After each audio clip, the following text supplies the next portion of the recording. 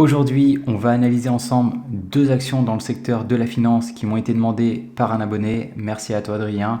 On va donc regarder dans un premier temps les fondamentaux de Moody's et de JP Morgan. On jettera ensuite un rapide coup d'œil aux estimations des analystes afin d'avoir un aperçu des prévisions futures de ces deux entreprises. Et enfin, le moment que tu attends, on découvrira les prix d'achat idéaux pour maximiser tes rendements. Moi c'est Max et sur cette chaîne, je t'aide à mieux comprendre les marchés boursiers. C'est parti. Et on commence par la célèbre agence de notation Moody's. Si tu ne la connais pas, il s'agit d'une société spécialisée dans l'évaluation des risques financiers et économiques. Elle a créé son propre système de notation de crédit qui indique la solvabilité des entreprises, des institutions, mais aussi des pays. Ses principaux concurrents sont Standard & Poor's ainsi que Fitch. Donc quand vous entendez sur les chaînes d'information que la dette française s'est dégradée et qu'il sera plus compliqué pour le pays d'attirer des investisseurs étrangers, dites-vous que ce sont ces différentes agences de notation qui ont analysé le budget de la France et qui ont émis un avis en toute objectivité. Maintenant que les présentations seront faites, passons aux choses sérieuses. Rappelle-toi, lorsque tu réalises du stock picking, il va falloir que tu analyses les fondamentaux des entreprises afin d'uniquement investir sur les meilleurs. Et généralement, les excellentes sociétés sont celles qui n'ont aucune dette ou si elles en ont une, elle est maîtrisée. Et pour savoir si la dette est contrôlée, je regarde deux indicateurs. La dette long terme et aussi la dette nette. Et je vais vouloir que ces deux dettes puissent être remboursées en moins de 5 années de free cash flow. Donc je vais récupérer le free cash flow moyen au cours des 5 dernières années et je vais le multiplier par 5, ce qui va nous donner 9 milliards 35. En descendant tout en bas dans le bilan comptable, on retrouve la dette long terme qui est de 8 milliards 47.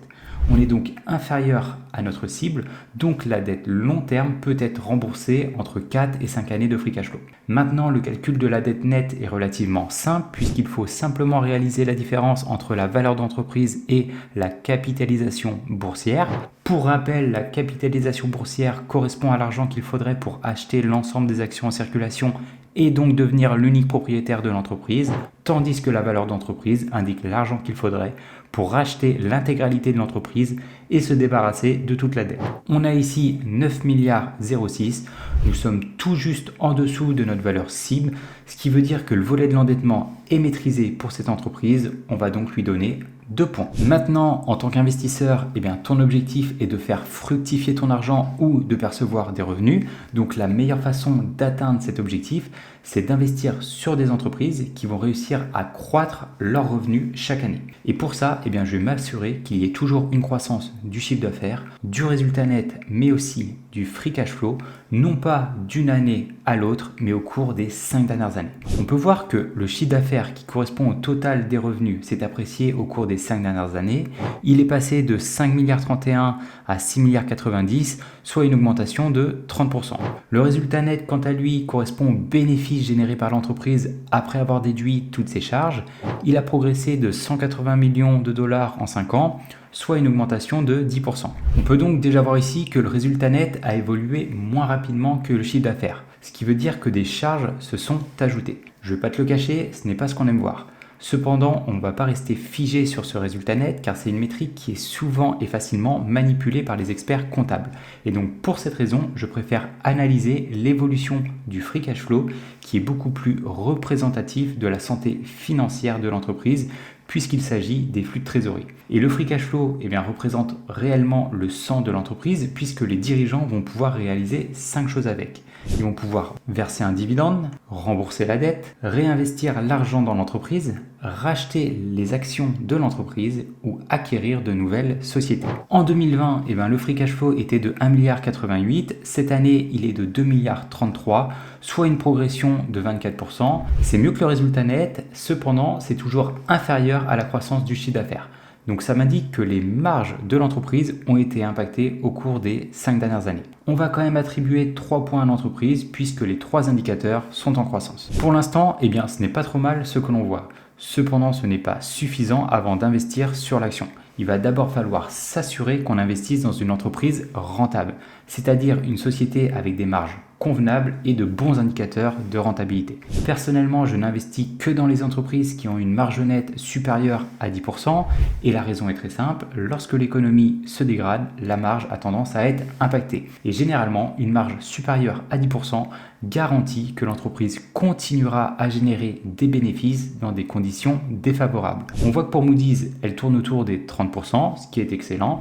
Donc cette société pourra largement survivre en période de récession. Je regarde également 3 autres indicateurs, le ROA qui représente la rentabilité des actifs, le ROE qui calcule la rentabilité des capitaux propres et enfin le ROIC qui prend en compte les capitaux propres mais aussi l'argent issu de la dette et qui indique pour chaque euro investi combien on récupère l'entreprise. Et ce que je veux, c'est que ces 3 indicateurs soient d'au minimum 12%. C'est le cas ici avec un ROE stratosphérique de 51%, donc on va encore une fois donner 4 autres points supplémentaires à Moody's. Et pour finir, nous allons regarder un ultime indicateur qui est le nombre d'actions en circulation. Cet indicateur est quasiment jamais regardé par la plupart des investisseurs et pourtant il est indispensable pour savoir si l'entreprise te dilue ou non. En d'autres termes, est-ce que ta part dans l'entreprise et donc ta part des bénéfices augmente ou diminue dans le temps. Donc ce qu'on veut, c'est que cette métrique soit stable ou au mieux si elle est en diminution. En 5 années, eh bien, le nombre d'actions en circulation a diminué de 4%. Ce n'est pas énorme, mais c'est tout ce que l'on souhaite. Un autre point supplémentaire pour Moody's. Pour couronner le tout, elle verse un dividende à ses actionnaires de 3,32$ qui est en augmentation depuis 2001. Le rendement est assez faible, 0,69%, mais le plus important est de savoir si ce dividende est pérenne ou non dans le temps. Est-ce que l'entreprise réussira à le conserver et même à l'augmenter d'au minimum l'inflation? On va donc calculer le ratio de distribution en divisant le dividende payé par le free cash flow moyen, ce qui nous donne 32%. Personnellement, j'aime investir dans les entreprises qui ont un payout ratio d'au maximum 50%. Donc ici, pas d'inquiétude, ce dividende pourra largement être augmenté au fil des ans.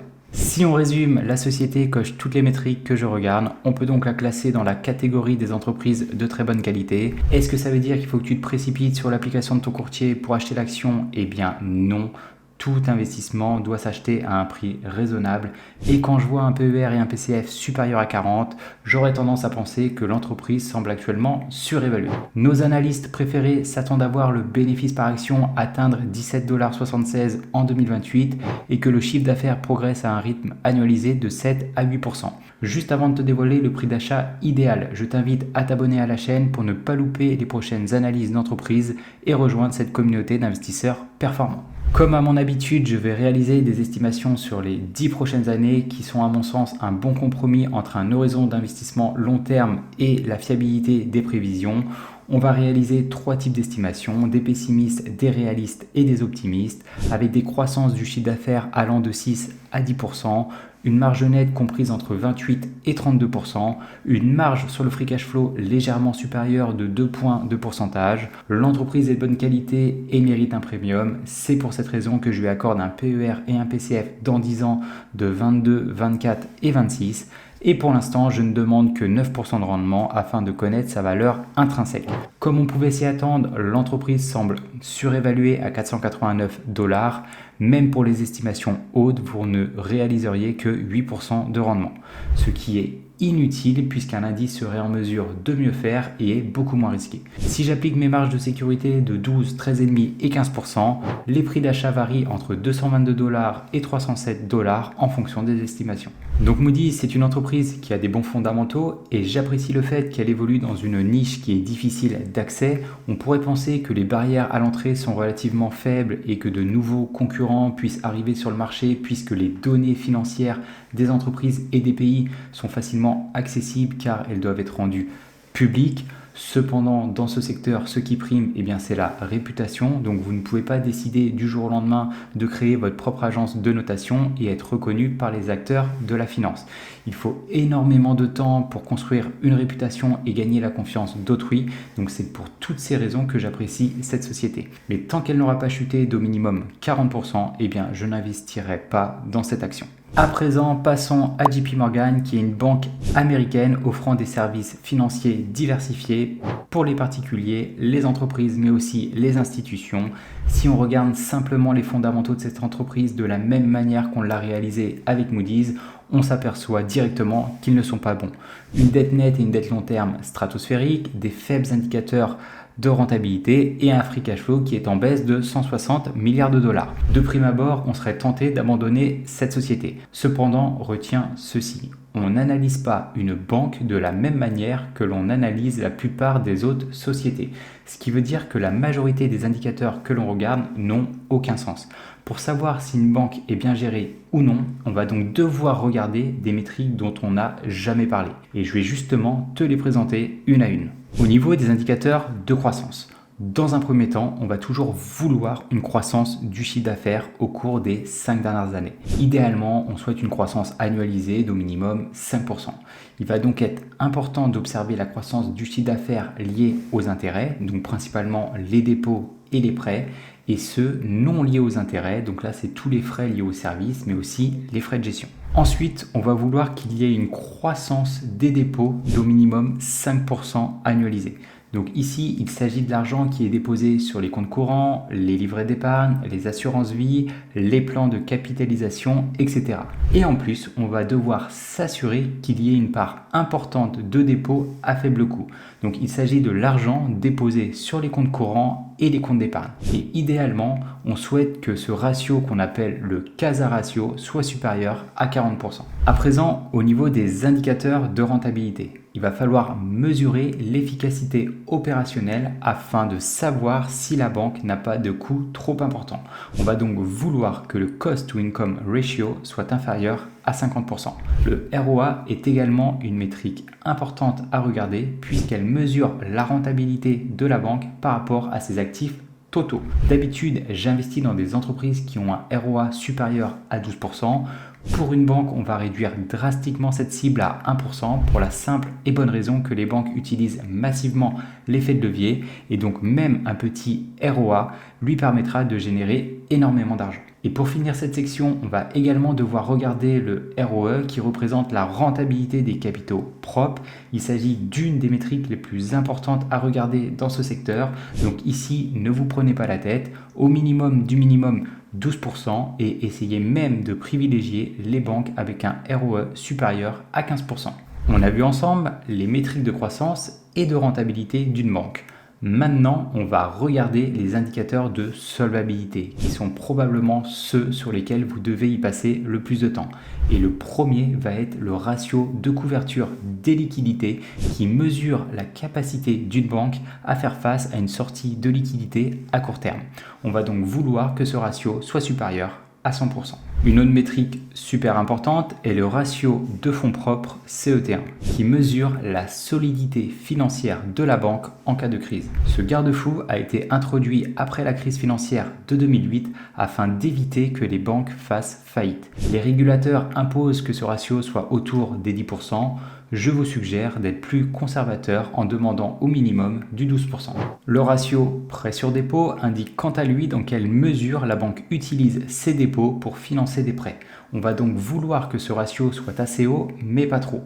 Un ratio trop élevé montre une prise de risque, tandis qu'un ratio trop faible signifie que la banque sous-emploie les ressources qu'elle possède. On va donc se fixer une fourchette idéale entre 70 et 90%. Afin de limiter l'effet de levier excessif, il est important de calculer le ratio de levier. Plus ce ratio est élevé, moins le levier est utilisé. On va donc se fixer un plancher à 5%. Pour savoir si la banque a bien analysé le profil des emprunteurs, on va devoir regarder le ratio de défaut des prêts. Cet indicateur montre la proportion de prêts en souffrance par rapport au total des prêts. Dans l'idéal, il faudrait qu'il soit à 0, mais on va considérer qu'il y ait une bonne gestion des risques de crédit si ce ratio est inférieur à 2%. Et pour finir, il va être important que la banque puisse couvrir tous les prêts non performants. Il faut donc que la banque ait provisionné suffisamment pour couvrir ses pertes potentielles sur les prêts à risque. Et pour s'en assurer, on va vouloir que ce ratio soit supérieur à 100%. Donc voilà, je t'ai présenté les 11 indicateurs qui sont primordiaux avant d'investir sur une banque. On ne va pas les regarder dans cette vidéo parce que le site que j'utilise ne me permet pas d'avoir accès à ces informations. Il faudrait ainsi fouiller dans les différents rapports trimestriels et annuels pour trouver ces informations, mais ça prendrait trop de temps. En revanche, si certaines personnes se sentent motivées à le faire, n'hésitez pas à partager vos recherches dans les commentaires. Ça aidera les autres investisseurs qui aimeraient investir sur cette entreprise. On ne va pas se quitter tout de suite puisqu'on va essayer de trouver ensemble le prix d'achat idéal. Mais avant ça, on va regarder ce que pensent les analystes. Et justement, ils prévoient une chute du bénéfice par action au cours des 4 prochaines années, ainsi qu'une baisse du chiffre d'affaires passant de 179 milliards cette année à 168 milliards en 2028. Bien que les analyses prévoient une baisse du chiffre d'affaires au cours des 4 prochaines années, je pense qu'à horizon 10 ans, le chiffre d'affaires de JP Morgan sera plus important qu'il ne l'est aujourd'hui. C'est pour cette raison que j'ai indiqué des croissances de 2 à 6%, des marges nettes qui oscillent entre 30 et 32%.